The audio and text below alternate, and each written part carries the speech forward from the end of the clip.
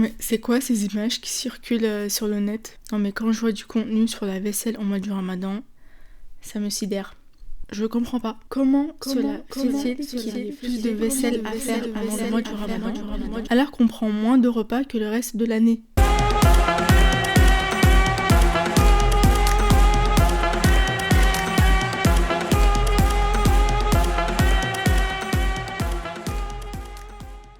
Alors, j'ai pris mon coloriage avec moi.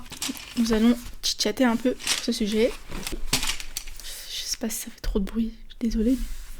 Ce qu'on doit manger pour bien tenir la journée. J'ai aussi mon matcha avec moi. Regardez-moi ce verre. Couleur du matcha, mais ça sent la qualité, you know. Toujours avec du bon lait bio. Attention. Donc ça, par exemple, c'est une habitude à changer. Arrêtez avec les cafés et les thés, là. Sérieux.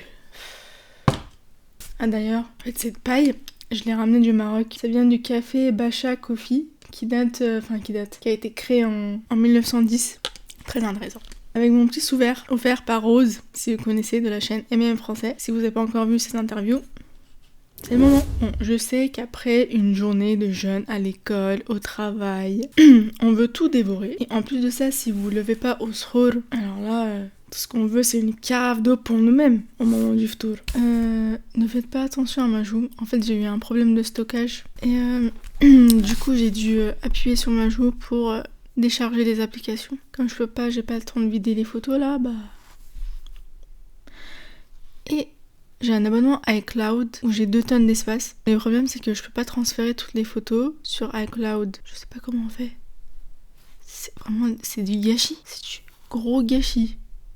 Enfin bref, c'est pas ça, mais c'est pas le sujet. Je disais quoi Mais comme vous savez tous, l'excès de tout repas, et surtout si c'est gras et sucré, c'est la recette parfaite pour la fatigue et les ballonnements. C'est pour ça que dans cette vidéo, nous allons voir des petites astuces. Non pas pour remplir l'estomac, mais pour nourrir le corps.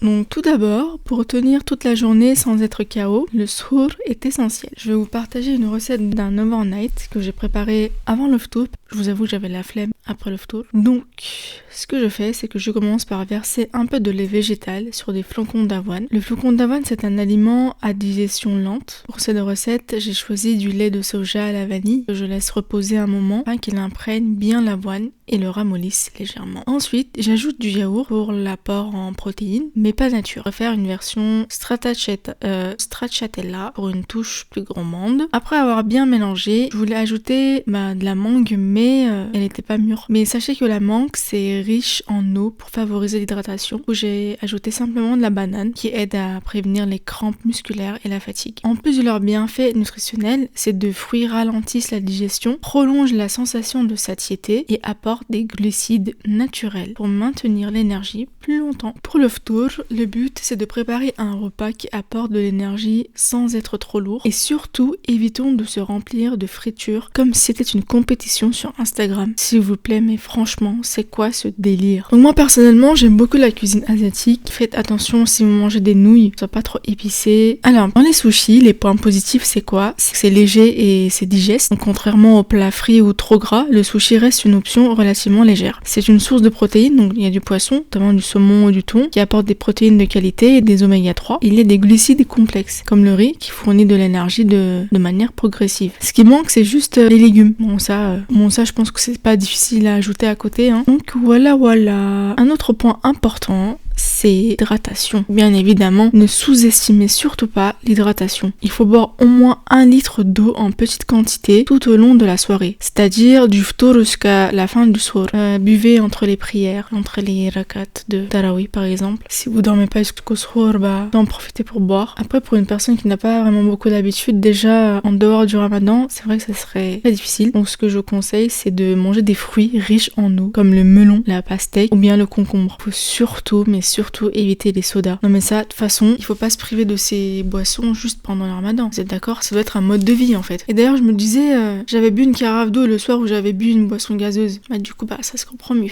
Mais ce n'est pas parce que vous ne devez pas boire de boisson gazeuse qu'il faut carrément boire le gaz lui-même. Voyons, lors d'une invitation à un tour collectif, j'ai passé toute la soirée à gonfler des ballons à l'hélium. Et comme j'ai dû en attraper plusieurs qui sont envolés au plafond, et j'ai fini par avoir l'impression de vouloir m'envoler moi aussi. Ne me jugez pas s'il vous plaît.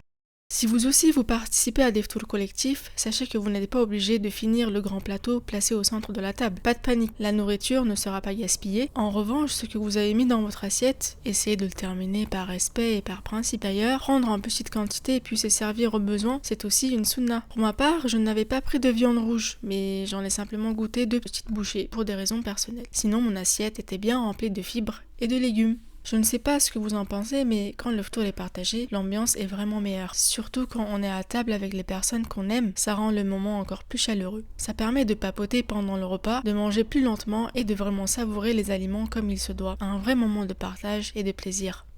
Et voilà, avec toutes ces astuces, tu vas te sentir plus léger déjà, plein d'énergie pendant le ramadan, Inch'Allah. N'hésite pas à me dire en commentaire ce que t'aimes manger au sahur et au ftour.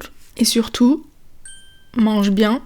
Mange malin. D'ailleurs, la vidéo elle était tellement courte que j'ai juste colorié le nez du chat, si vous voulez voir. Voilà, je sais pas si c'est intéressant. Et voilà, c'était tout pour cette vidéo. Si vous aimez ce genre de vidéo, n'hésitez pas à liker, partager, activer la... Oh, ils font ça, certains youtubeurs. Je sais pas, ils font activer la cloche. Mais... ils attendent à vous entendre? Je sais pas. J'ai pas compris.